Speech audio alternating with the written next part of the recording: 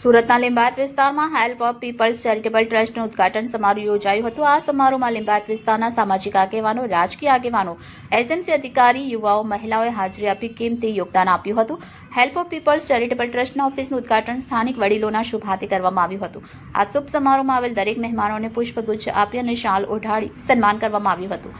Help of people's ચેરિટેબલના દરેક હોદ્દેદાર દ્વારા આમંત્રણ સ્વીકારી અવસરની શોભા વધારનાર દરેક મહેમાનનો આભાર વ્યક્ત કર્યો હતો। આ શુભ અવસર પર પધારેલા મહેમાનો દ્વારા એક સંદેશ આપવામાં આવ્યો।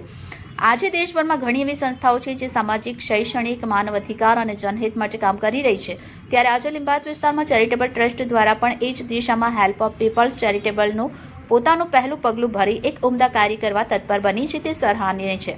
વધુમાં જણાવ્યું હતું કે ખાસ કરી આ ટ્રસ્ટના દરેક સભ્ય યુવા છે, જે એક યુવા પેઢીને સેવા કાર્ય માટે આકર્ષિત કરશે અને યુવાઓ પેઢી પણ આ પ્રકારના સામાજિક કામમાં જોડાય તે દિશામાં એક સારો સંદેશ હશે।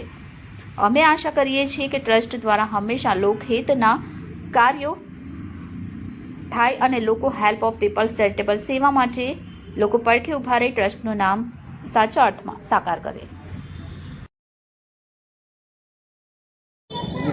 જી સાહેબ, આપનું નામ અને કયા વિસ્તારમાં શું આજે? મારું નામ સૈયદ જફર અલી છે।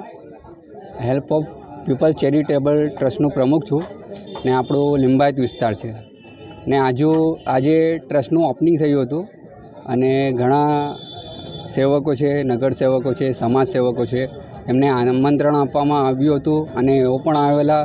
પછી ઝોન અધિકારીશ્રીઓ છે એમને ઇન્વિટેશન કાર્ડ આપવામાં આવ્યું હતું, એ અધિકારીઓ પણ આવેલા, એમનો આભાર વ્યક્ત કરું છું।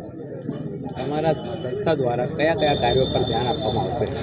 અમારા ટ્રસ્ટનું મેન ઉદ્દેશ્ય એ છે કે એક છે એજ્યુકેશન, બીજું છે આરોગ્ય।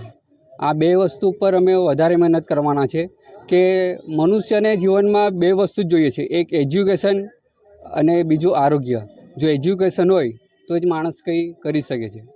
કેટલા લોકો જોડાયા છે તમારા સંસ્થામાં? અમારા ટ્રસ્ટમાં અમે 9 માણસો છે અત્યારે અને એક એડવોકેટ શ્રી છે, અધિવક્તા એડવોકેટ કિરણકુમાર સોનકુસરે, અને અમારી ટીમ ઘણી મોટી થઈ રહી છે અને સારા માણસો જોડાઈ રહ્યા છે।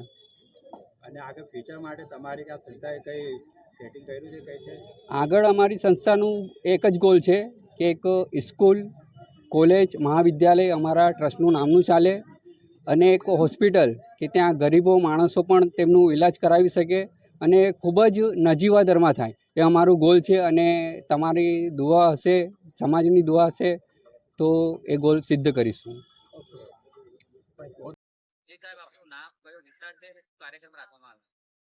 મારું નામ રફીક શેખ છે અને હું હેલ્પ ઓફ ચેરિટેબલ ટ્રસ્ટનો વાઇસ પ્રેસિડેન્ટ છું। આજે આ અમારા ટ્રસ્ટનું ઉદ્ઘાટન કરવામાં આવ્યું, એની અંદર અતિથિઓ આવ્યા હતા અને ખૂબ જ સારો પ્રોગ્રામ થયો છે।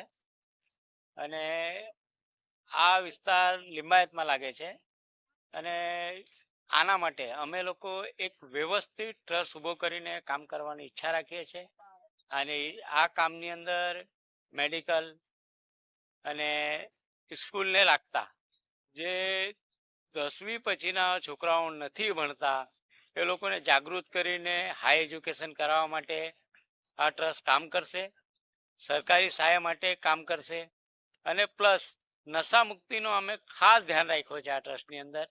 જે છોકરાઓ નાની ઉંમરના નશાના લવારે ચડ્યા છે એ લોકોને એનાથી મુક્તિ અપાવવા, એ લોકોને મેડિકલ ઈલાજ કરાવવા અને બીજા છોકરાઓ સ્કૂલમાં ભણતા એ નશાના લવારે ન ચડે એના માટે લોકોને જાગૃત કરવાનો કાર્યક્રમ કરશું।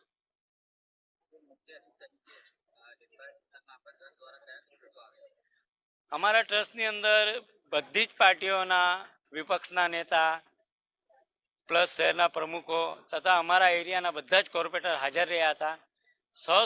સૌ લોકોએ સારા સહકાર અમને આપ્યા છે અને અમે એવી કામના રાખીએ છીએ કે ટ્રસ્ટ માટે એ લોકો વ્યવસ્થિત અમને સહકાર આપશે અને આ ટ્રસ્ટ સારી રીતે ચાલી રહે અને લોકોને કામ લાગે એવી લોકો પાસેથી અમે શુભ ઈચ્છા રાખીએ છીએ।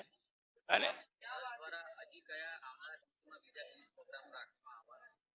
આવનારા દિવસોની અમારી પ્લાનિંગ એ રીતે ચાલી રહી છે કે અમે એક સારી સ્કૂલ શિક્ષણ માટે લોકો માટે આપી શકીએ, હેલ્થ માટે એક સારો હોસ્પિટલ આપી શકીએ એવી ગણતરી અમારી ચાલી રહી છે.